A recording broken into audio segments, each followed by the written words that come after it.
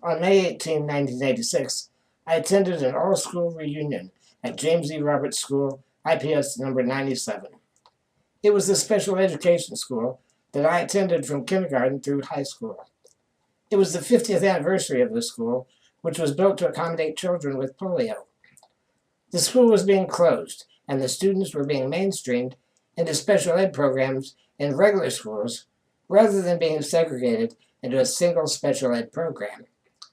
The event brought back such emotional memories that I wrote about it in an article for Indianapolis Magazine in the September 1987 issue.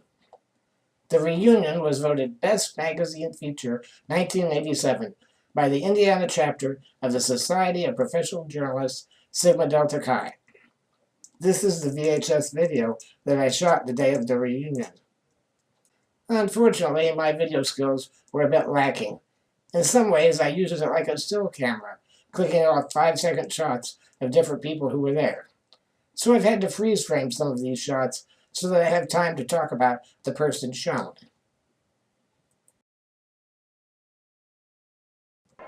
This is my third grade teacher, Clarence Holmes. Not only did she teach at Roberts School, she attended there when she was a child because she had had polio. Here she is talking to my mom. Miss Holmes was one of the most beloved teachers in the entire institution.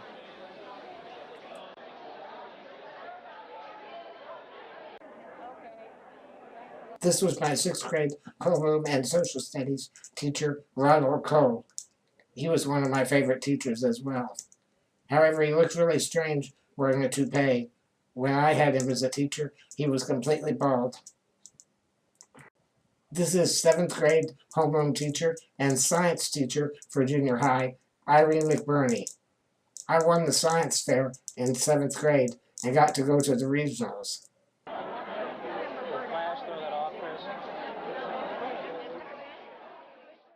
This is Miguel Angel Rodriguez, or Mike Rodriguez, as we called him. He was my best buddy from 8th grade all the way through high school.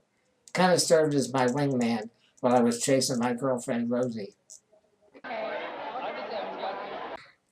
This is a really sweet girl named Michelle Love. She was about 2 years ahead of me in school.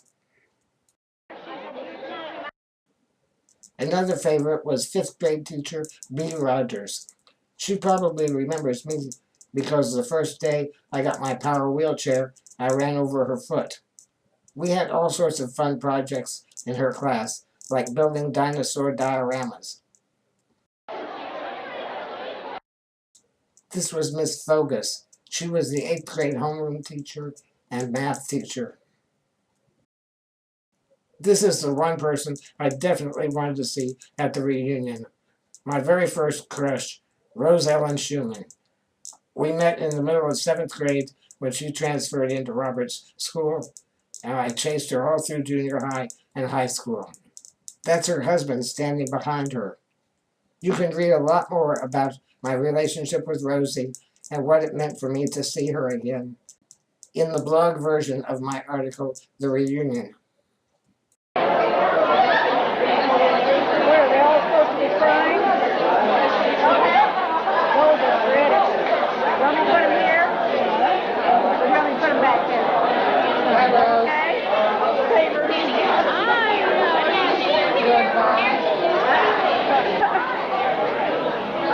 There's some oldies in here. That was the most recent picture I had of you, so I just left it in there. I've got some that are working. Here's another look at 7th grade teacher, Mrs. McBurney.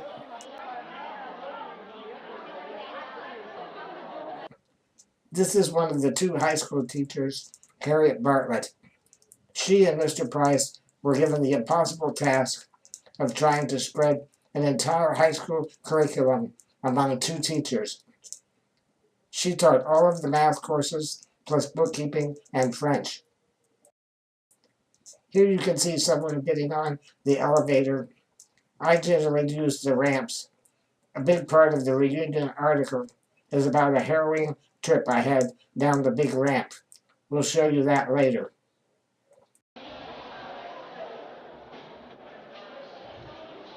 This lower level of the main floor had the principal's office, the nurse's office, and the auditorium. Then you would go up this small ramp to the main part of the first floor, where the first grade through fifth grade classrooms were. That's Miss Rogers' fifth grade classroom on the left.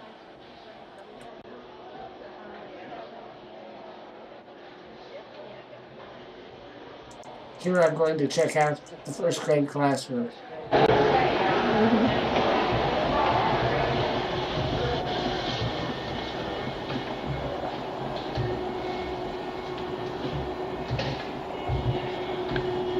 love that here. It says me. I remember this old curved window seat on it. I always thought it was so neat.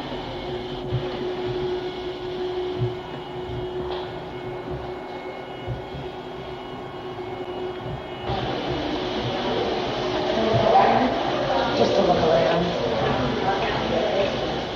Yeah.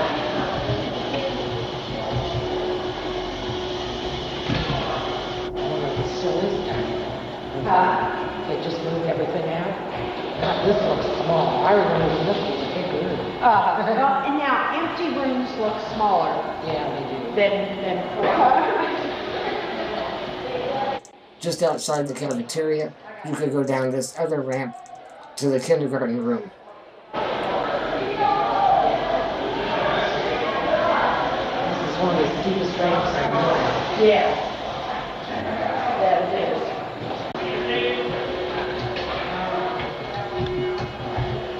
See all the wheelchair nicks in the doors? Wow.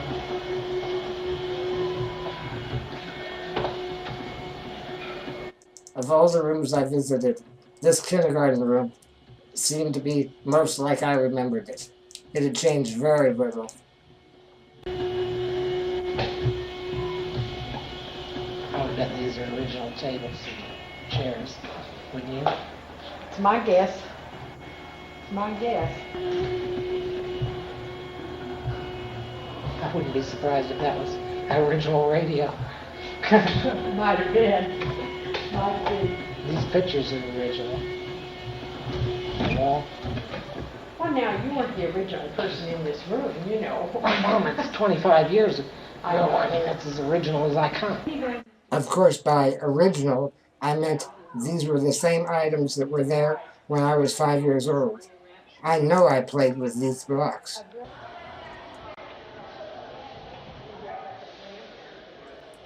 Back up the ramp, out of the kindergarten area, onto the main floor. This room was a special little restroom used by people like me who could not use the restroom by themselves. There were also boys and girls restrooms that we would use to wash up, or kids who could use the restroom by themselves would use, but I used this special one with an attendant inside.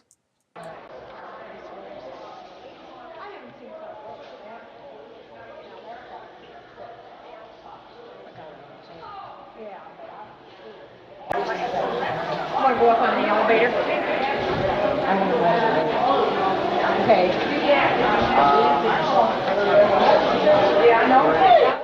That's Miss Holmes' third grade room on the left, and Mr. Wright's fourth grade room. He did student teaching under Miss Holmes when I was in third grade, and then became my fourth grade teacher. Now we take a journey up the big ramp. It's not as scary as going down it. I should have had my video camera pointed forward more, but it got a little bit sideways. This corner here is especially treacherous coming down because it's slightly banked and one of your wheels can come off the ground.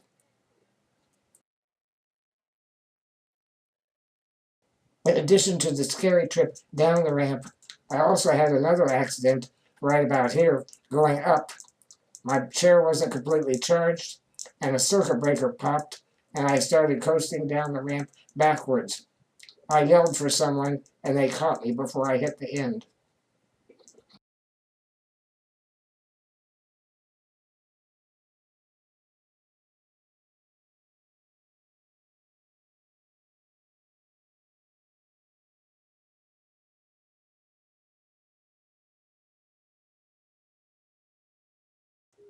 At the top of the ramp on the left was the entrance to the physical therapy department, but we're going to check out the upstairs classrooms first.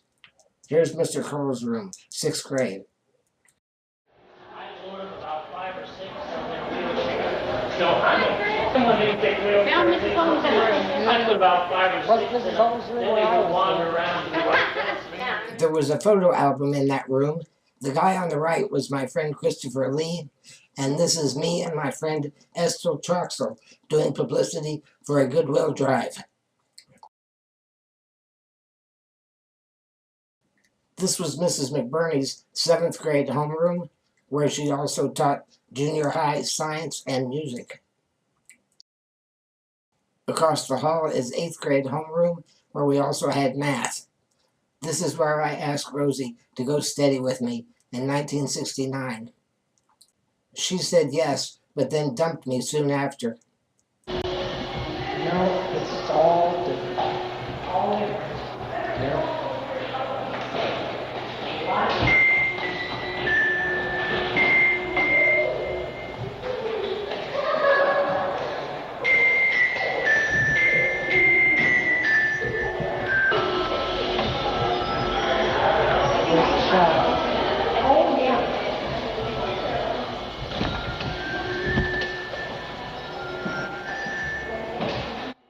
This was the junior high shop room.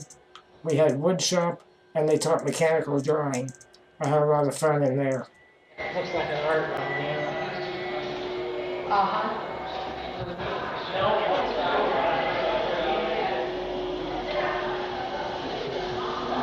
Now this was high school, right? Yeah. This was Ms. Bartlett's high school room. There were only about 25 to 30 students among the entire 4 years of high school. We met her earlier in the video. Here's some old photographs of the classroom.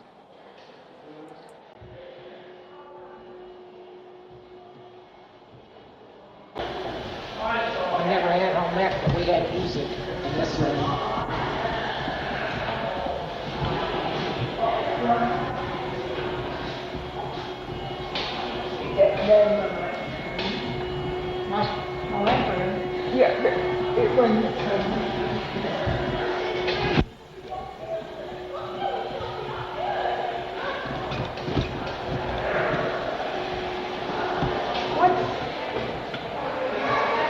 Is that high in your class? It was just honors students. Uh-huh. Your name's there. Yeah.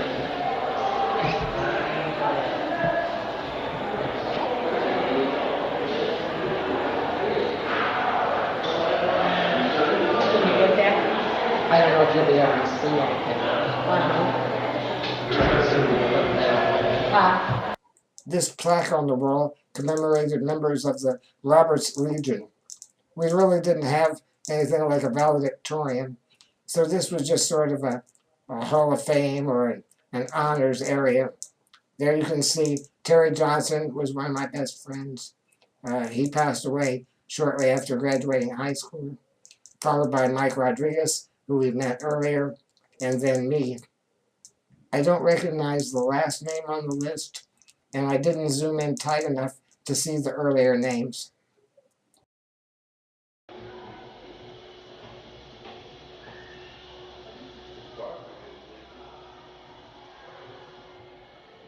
I didn't see the other high school teacher, Mr. Sam Price. This was his room. They had science and social studies and English. No, it's locked. High school is a pretty depressing time for a handicapped person. In the reunion I said, quote, "There was a balcony porch near the high school rooms, and we eventually got permission to study outside when the weather permitted. On rainy days, we'd sit in the doorway and watch it rain and wonder why we ever gave a damn about anything. We'd talk about opportunities closed to us, sexual experiences we'd dreamed of, and uncertain plans for our future. Depression ran rampant through us, and we'd ask ourselves and each other, why try? I tried the doors to the porch. It was locked. but I could see that the tables were gone. Appropriately enough, it was raining. I pressed close to the window and ran my camera to record that view. I need to remember always the depression of those days. I need to remember them vividly, so I'll never be tempted to withdraw back into that state. End quote.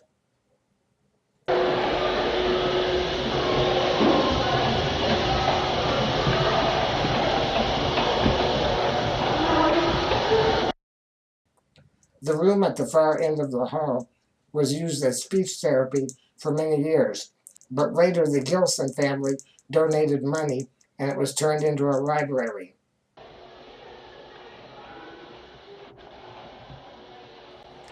Now at the end of the hall, we turn into the physical therapy department. I didn't spend much time there because my disability really didn't respond to physical therapy, but I would go down there occasionally and hang out with the other kids who were going through therapy.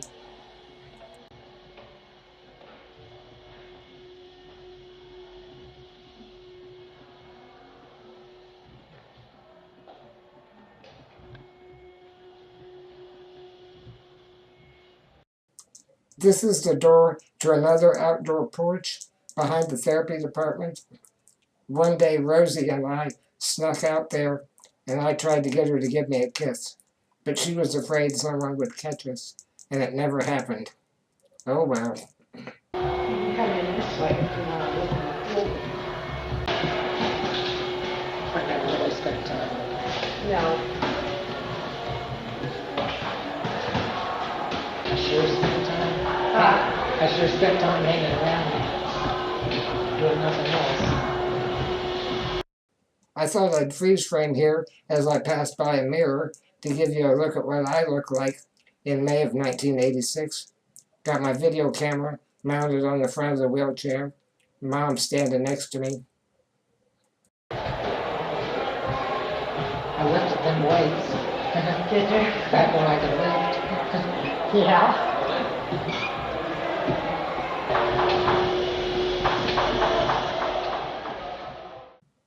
In the reunion article, I told the harrowing story of the first time I went down the big ramp when I was in 5th grade. Quote, I was a little scared on the trip up, but the trip down that day was really terrifying. The first segment isn't too steep, but is longer than the little ramps I was used to. As I started down, everything was okay until I began drifting to the right. I tried turning left, but the chair steers by speeding up one motor and slowing the other. My attempts to turn were barely successful and caused me to go too fast. The length of the ramp let me go faster still. As I approached the level 180-degree turn, I recalled my training. When in trouble, let go. I let go of the joystick and kept going anyway. I crashed into the curved brick wall and slid halfway around it. My right footrest was bent inward, and my foot was twisted, but not hurt. With my reputation at stake, I had to go on. Carefully, I drove around the curved landing and started down the most terrifying hall in the building. The longest, steepest section of ramp lay before me, and I didn't yet know what had gone wrong on the last section. Unlike the sturdy brick wall I'd just hit, below me was a banked curve protected by a railing that looked much weaker than I'd seen it before. Aiming as carefully as I could, I started down, going much too fast for safety. Again, I drifted to the right. My attempts to correct the drifting were in vain, and 15 feet from the curve, I glanced off the right side wall and let go of the controls again. The slide along the rail slowed me somewhat, but I still hit the balcony railing. I was thrown against my safety belt and slumped forward over it. The railing held strong, and my other footrest bent to absorb the impact. I yelled for help, and someone ran up the ramp to rescue me. End quote. This video you've just seen, I took the ramp very carefully. It wasn't quite as terrifying as when I took the ramp when I was in 5th grade, but it gives you an idea of what it looked like. This is one of the smaller ramps that I was talking about that I did have experience on. I later learned how to drive the ramps more safely and with more fun. You can read about that in the article.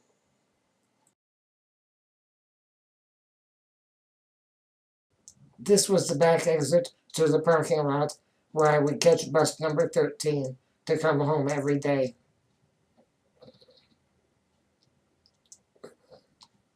One last ramp to navigate before we go home and put the memories behind us.